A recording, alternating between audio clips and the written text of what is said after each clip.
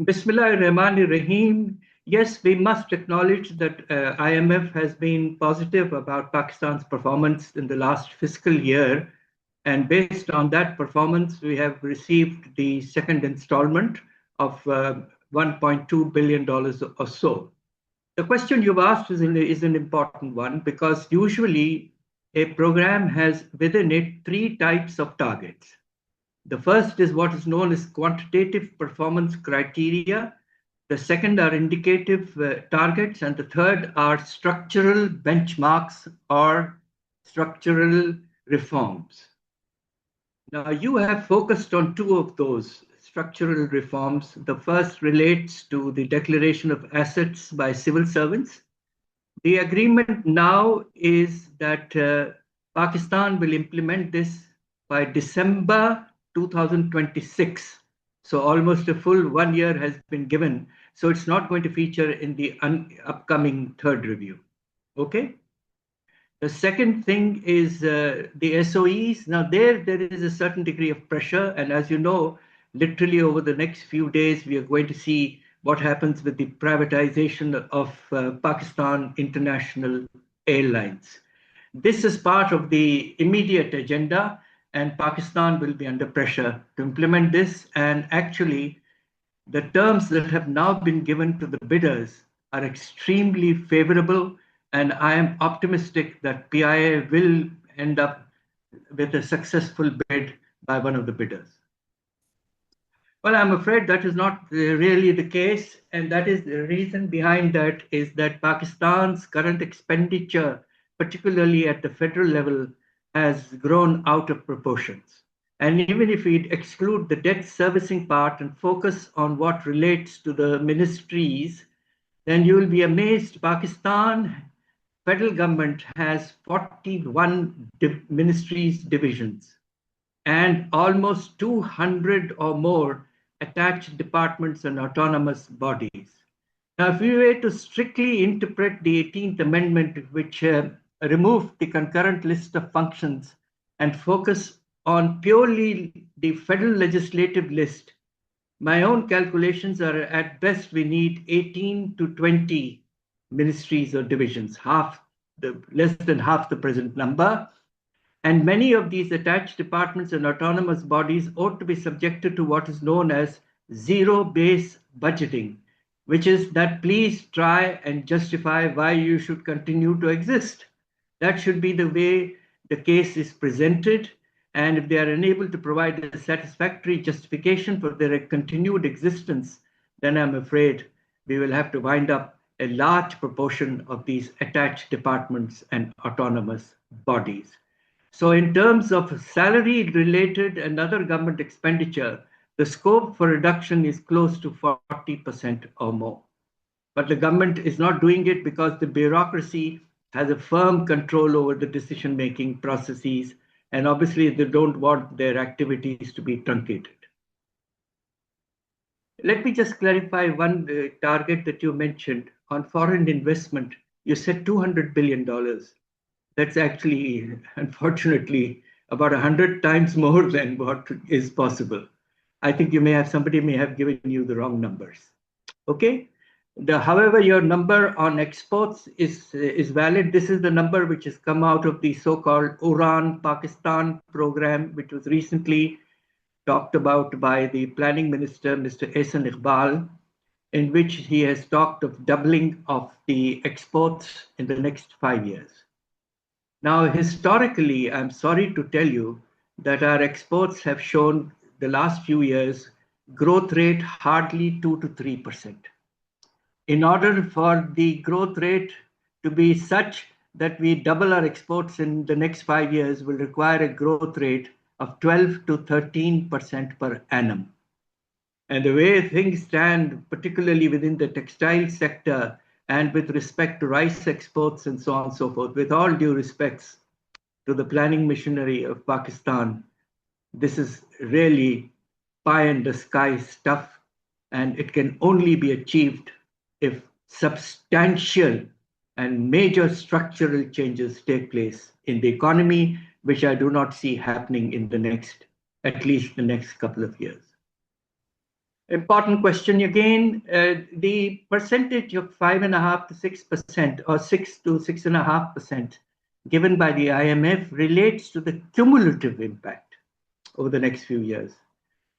Now, in the United Nations Human Development Report of 2020, of which I was the lead author, for the first time we had quantified the costs of elite capture in Pakistan. And it was a brave attempt, and you can imagine what kind of pressure one must have been through. However, at the end of that report, we had quantified that Pakistan at that time, $17 billion were being preempted annually by the ruling elite. And this is 6% annually, not cumulatively, of the GDP of Pakistan. Now, what are the principal sources of elite capture? The biggest elite capture that we have is in the large farming community. The big landlords of Pakistan are the ones who enjoy the most privileges of near zero agricultural income tax, near zero irrigation charges, and all sorts of concessions. The second big category are the big property owners in Pakistan. There are 6 major taxes that Pakistan is supposed to collect on property, including property tax, capital gains tax, capital value tax, and so on and so forth. And do you know, mashallah, how much we collect from the property sector annually? 0.2% of the GDP. मुझे शर्म आती है कहते हुए. 0.2% of the GDP. In most countries, it is about 5 to 6 times as much. So the second class, which is very influential and powerful, is the property elite. And the third, which is linked more to the lack of documentation of transactions and so on and so forth, are the very large traders and shopkeepers who engage mostly in cash transactions and are able to avoid a huge liability of this is the largest sector of the economy, contributing one of the least to Pakistan's revenues. So the 3 sectors, big agriculturists, big property owners, and big shopkeepers and traders. These are the 3 members of the so-called elite. The traders have the advantage that they can always threaten to go in a public disturbance movement. So they may not be the elite, but they certainly have ground level power, if you understand what I mean. Well, you see, the point is that one of the primary sources of corruption in Pakistan tends to be in the tax payment system, the tax machinery. And, you know, I'm the father of the withholding tax regime when I was the finance minister of Pakistan over 25 years ago. And that simplified the tax regime. And believe it or not, 60% of the revenues from income tax come from this withholding tax regime, which your professor had developed 25 years ago. But the withholding tax regime has the advantage that it is presumptive in nature and it only rates are 1%, 2%, 3%. So there's less temptation to avoid them. Part of the problem of Pakistan, which has increased corruption in the tax system, is that we have high rates on the sectors which are being taxed. If you look at the marginal tax highest rate for personal salaried income tax, it could even approach 45%. And in the case of sales tax, we have raised it. When I was the minister, we used to have a rate of 12.5%. Now it is 18%. And on top of that, we have excise duty and so on and so forth. So part of the problem is evasion motivation increases when the tax rates are high and there is connivance between the tax collector and the taxpayer. And probably one of the largest sources of corruption in the country is the tax system. It can be corrected if the 3 sectors which are not paying taxes properly, if they are brought into the tax base and subjected to moderate taxation, we can collect from these 3 sectors. My own estimate is that we can collect something like 1,500 to 2,000 billion rupees extra. And if we do that, then clearly we can reduce the tax rates on large-scale manufacturing, which has an oppressive tax regime whereby almost 30% of its value added is taken away as taxes. We reduce that and bring it back down to 15%. Our industry has more or less died in the last few years. And this is primarily because of two reasons. One, huge taxation and enormously high electricity and gas tariffs. Well, you see, now they're trying to privatize by PIA, and it makes sense because earlier on, PIA used to be a monopoly in terms of domestic flights. Now we have a large number of other airlines in Pakistan, Flight Jinnah, Air Blue, so on and so forth. So the case for privatization becomes stronger when there is multiple presence in a market and you don't hand over a state monopoly to a private monopoly. So there are many other state-owned enterprises where there is the scope for privatization. And privatization can increase efficiency and thereby bring about some moderation in prices. The test case, ultimate test case of privatization is going to be privatization of some discos. Now, yeah, I'm sure you know what discos are. They're not the music discos, they are the electricity discos who unfortunately are a real nightmare for Pakistan.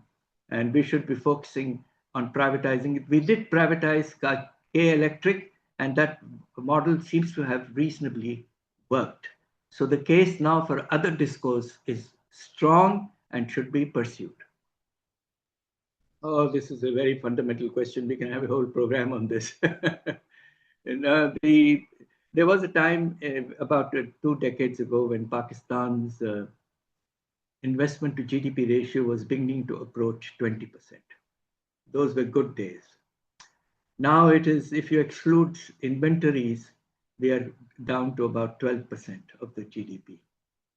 And the problem is that private investment is not forthcoming in an economy which is growing at hardly 2 to 3%. There's very little scope for expansion.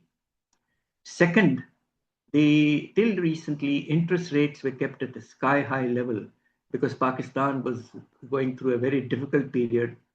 If you remember in 22-23, when we nearly defaulted, and Pakistan had to raise interest rates to 22%, unprecedented in the history of Pakistan. And the end is now, of course, they brought them down to 10.5%, but they're still relatively high in relation to the inflation rate. And frankly, the motivation of Pakistani investors is not very high today, and some of them are even moving out and going into the Middle East and so on. And one of the key signals which a foreign investor sees before he looks at a country is whether private investment by the residents of that country is growing or not. Now, if it is not growing, the inclination for a foreign investor inevitably tends to be low, because that means they know that the local investors have quietly adjusted for the risk factors. So foreign investors will only come when domestic private investment booms, and then foreign investment will respond. The key question is, can we really do this in the next few years? The answer, as I said, is that Pakistan's export base is very narrow. And you've seen that in the last 5 months, our exports have actually declined. And one of the major sources of decline was rice exports, partly because of lower production and partly because India is aggressively back in the rice market. Then textiles exports of Pakistan ought to be doing better because we've got a better deal from the US in terms of the tariffs which President Trump has imposed, 19% in Pakistan. But there is news now that he has negotiated with India and China, and maybe the tariff rates for those countries' exports may be coming down. So Pakistan will face intense competition once again. The tragedy is that a large part of the products which we export are essentially SMEs, and by SMEs, and these are products like surgical instruments, sports goods, and leather textiles, and so on and so forth. We have scope for developing markets in terms of value-added textiles if we can involve women more, as Bangladesh did. The key to success is the involvement of women in the value-added textile sector. Second, we can start, hopefully, exporting meat, legitimate meat, जिसे कहते हैं ना. India is the biggest exporter of meat to the Middle East, which is very strange. It should be from a Muslim country. So we can do that.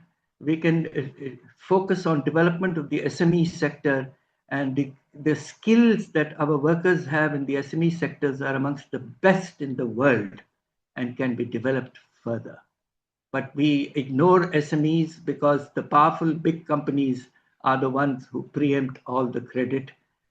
Pakistan must now focus totally on SME development, and inshallah, that will lead to a big diversification and increase in our exports. Well, the first thing is that Pakistan has to be very clear, and the investors in our country have to be very clear on one message, that Pakistan has switched from import substitution to export promotion.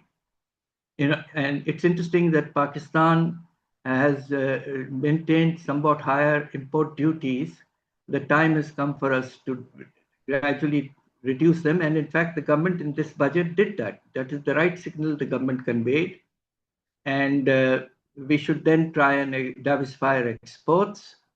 We should also consider the fact that our remittances last year went up by a huge $8 billion. And I'm sure you know how that happened. It happened because the hundi market was closed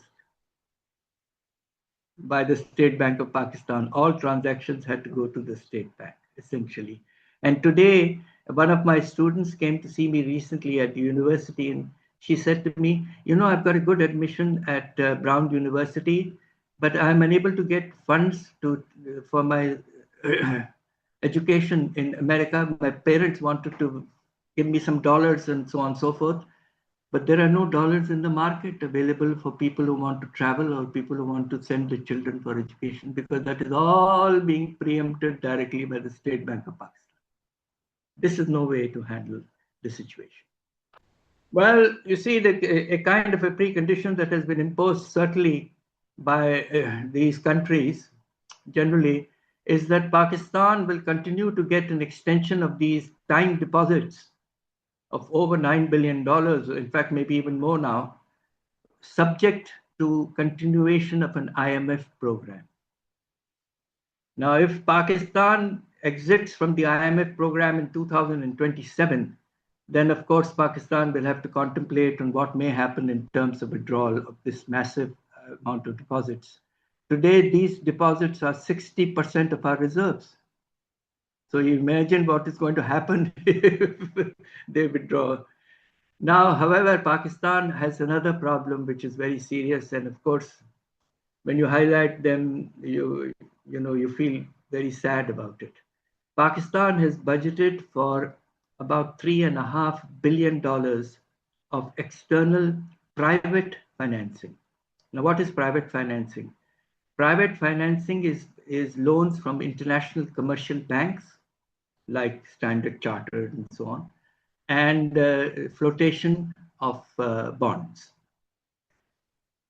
In the first 4 months, July to October, Pakistan has received 0 private money loans. And the target for the year is $3.1 billion. So that shows that we are still not seen as being very credit worthy. And this to me is worrying. The most fundamental requirement for Pakistan, when I talk to my students, I refer to Pakistan's economy as the body. Within that body, there are 2 sources of blood: exports, revenues. Exports, we have to develop a very, very strong policy of incentivization of exports of the kind that has been operated for the last 30 years by Bangladesh. And the father of that policy was yours truly when I was the Assistant Secretary General of the United Nations. I did this for Bangladesh quite some time ago.